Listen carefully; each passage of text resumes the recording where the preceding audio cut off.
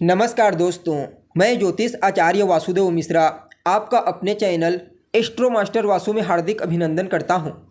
दोस्तों, आज का यह ज्योतिष का कार्यक्रम आप लोगों के लिए यानी कि वृषभ राशि वालों के लिए बड़ा ही महत्वपूर्ण कार्यक्रम साबित होगा। आज हम चर्चा करेंगे ग्रहों के राजकुमार बुध ग्रह के गोचर प्रभाव के बारे में। जी हाँ, युवराज बीते 29 अक्टूबर 2024 की प्रातःकाल 8:28 पर अपनी वर्तमान मित्र राशि तुला राशि को छोड़कर अपने शत्रु की सेनापति मंगल की साधारण जलीय राशि वृश्चिक राशि में प्रवेश कर चुके हैं और आने वाले 25 दिनों तक इसी वृश्चिक राशि में ट्रांजिट करते हुए आपको प्रभावित करेंगे। फिर उसके पश्चात धनु राशि में प्रवेश कर जाएंगे। तो ऐसे में आप सभी वृषभ राशि के जातकों के लिए, टोरस साइन वालों के लिए युवराज बुध का वृश्चिक राशि में गोचर करना कितना प्रॉफिटेबल रहेगा, युवराज कहाँ कहाँ पर इस गोचर काल के दौरान आपको पॉजिटिव परिणाम देंगे तो कहाँ कहाँ पर सावधानी बरतनी होगी, साथ ही साथ इस गोचर प्रभाव को अपने अनुकूल बनाने के लिए, बेहतर बनाने के लिए क्या उपाय आप कर सकते हैं, सभी बातें विस्तार के साथ आपको बताएंगे। इसलिए कार्यक्रम में लास्ट तक बने रहिए। और अगर आप अपनी जन्म कुंडली पर हमसे परामर्श लेना चाहते हैं तो आपको हमारा कॉन्टैक्ट नंबर स्क्रीन पर और डिस्क्रिप्शन बॉक्स में मिल जाएगा, जहां से आप व्हाट्सएप के माध्यम से अपॉइंटमेंट लेकर अपनी जन्म कुंडली का बारीकी से अध्ययन करवा सकते हैं। तो दोस्तों, बुध कौन है? बुध तो बुद्धि है बुध, चाहे फिर वह किसी भी प्रकार का कोई शेयर बाजार हो, शेयर मार्केट हो, बिजनेस, व्यापार, बैंकिंग, मीडिया, मैनेजमेंट, इन सभी क्षेत्रों में युवराज का ही सिक्का चलता है। और विद्यार्थियों के जीवन में भी जो कुछ महत्वपूर्ण बदलाव होते हैं उनके पीछे भी युवराज ही रीजन होते हैं।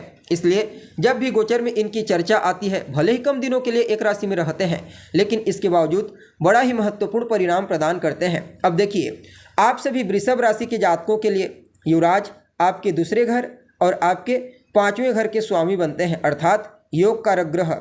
और इनका गोचर कहाँ पर हो रहा है तो आपके 7वें घर से हो रहा है। फलतः कुछ मामलों में बड़ा ही श्रेष्ठ परिणाम प्रदान करने का प्रयास करेंगे। सबसे पहले तो मैं आपको बता दूं, यह जो राशिफल मैं आपको बता रहा हूं, यह आपकी चंद्र राशि, जन्म राशि के आधार पर आपको बता रहा हूं। अगर आपको अपनी चंद्र राशि मालूम नहीं है तो फिर आप इसे अपनी प्रचलित नाम राशि के आधार पर भी समझ सकते हैं।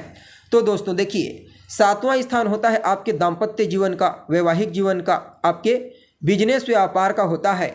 और युवराज स्वयं व्यापार के कारक ग्रह हैं। तो पहली कड़ी तो यहाँ पर व्यापारियों के लिए यह समय बहुत ही बढ़िया रहेगा।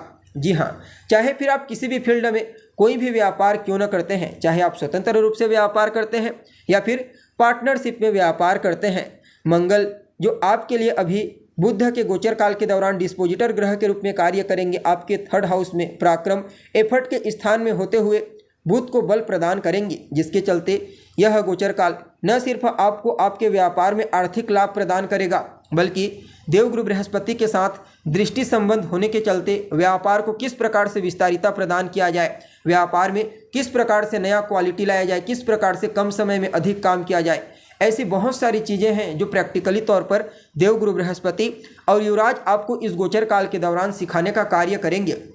बाकी जीवन साथी के साथ वैसे तो तालमेल ठीक रहेगा, आपके वैवाहिक जीवन में खुशियां बरकरार रहेगी, लेकिन यहाँ पर थोड़ा सा अहंकार टकराव का कारण बन सकता है, सो इस बात का ध्यान रखिए। बाकी उनके स्वास्थ्य पर भी इस गोचर का प्रतिकूल प्रभाव पड़ सकता है, तो ये 2 बातें आपको विशेष रूप से ध्यान रखनी है। बाकी युवराज आपके लिए पंचमेश और द्वितीयश होकर के इस समयावधि में व्यापार में जबरदस्त धन लाभ आपको प्रदान करेंगे। 2nd हाउस होता है आपके संचित धन का, आपके खान पान, आपकी वाणी, कुटुंब परिवार का। और जो 5वां स्थान होता है यह आपकी शिक्षा, आपके पढ़ाई लिखाई, लव लाइफ का और आपकी संतान का होता है। तो इन दोनों स्थानों के मालिक बन करके बुध आपके 1st हाउस को एक्टिव कर रहे हैं देवगुरु बृहस्पति के साथ मिल करके। फलतः इस समयावधि में जहां संतान की तरफ से कोई अच्छी खबर, शुभ समाचार आपको मिल सकती है, वहीं दूसरी तरफ कुटुंब परिवार के मध्य आपसी तालमेल बेहतर होंगे। उनकी फाइनेंशियल कंडीशन पहले की तुलना में उत्तरोत्तर मजबूत हो जाएगी। इस समय आर्थिक दृष्टिकोण से भी कई प्रकार से लाभ के अवसर आपको प्राप्त होंगे। जी हाँ, आपकी वाणी बड़ी ही प्रभावशाली रहेगी। वाणी की प्रभावशीलता हर किसी को प्रभावित करेगी और ससुराल पक्ष से भी आपको लाभ होने का प्रबल योग बना हुआ है। यहाँ पर युवराज उन सभी लोगों को जो लोग रिसर्च के फील्ड में कार्य कर रहे हैं, किसी भी मुद्दे को लेकर के खोजबीन कर रहे हैं, उनको कुछ नई जानकारी प्रदान करेंगे, कुछ नए अवसर प्रदान करेंगे।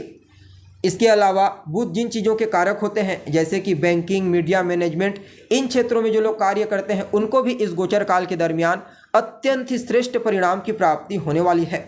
यूँ समझ लीजिए आप सभी वृषभ राशि वालों के लिए युवराज का आपके 7वें स्थान से गोचर करना हर प्रकार से प्रॉफिटेबल रहेगा, क्योंकि इनकी दृष्टि संबंध भी देवगुरु बृहस्पति के साथ बन रहा है जो ज्योतिष शास्त्र में सबसे शुभ ग्रह के रूप में माने गए हैं, तो कहना ही नहीं।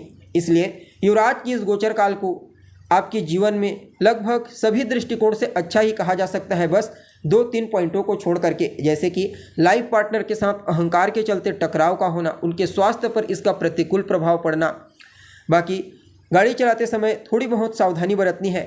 इसके अलावा चाहे फिर वह शिक्षा हो, संतान, स्वास्थ्य, लाभ, करियर, भाग्य, इन सभी क्षेत्रों में आपको युवराज सकारात्मक परिणाम प्रदान करेंगे।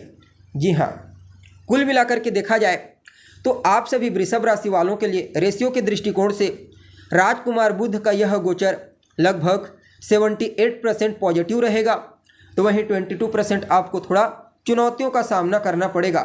फिर भी इस गोचर काल को भले ही कम दिनों का है, 25 दिनों का है, और बेहतर बनाने के लिए, अपने अनुकूल बनाने के लिए सबसे पहले तो भैरव जी के किसी भी मंत्र का आप जाप कीजिए रोजाना 108 बार, कम से कम 3 माला या फिर 5 माला। साथ ही साथ हो सके तो बुधवार के दिन गणेश जी के मंदिर में जाइए, उन्हें दुर्वा अर्पित कीजिए, उनका दर्शन कीजिए, गणेश मंदिर की साफ सफाई कीजिए। संकटनाशन गणेश स्तोत्र का पाठ करना भी आपके लिए युवराज के इस गोचर को और बेहतर बना देगा। इसके अलावा हो सके तो बुधवार और शनिवार के दिन पक्षियों को दाना डालिए, हरा मूंग, बाकी गोचर आपके लिए और बेहतर हो जाएगा। जी हाँ, तो दोस्तों उम्मीद है जानकारी पसंद आई होगी। अभी के लिए बस इतना ही, पुनः मुलाकात होगी एक नए और ताज़ा एपिसोड में। तब तक के लिए नमस्कार।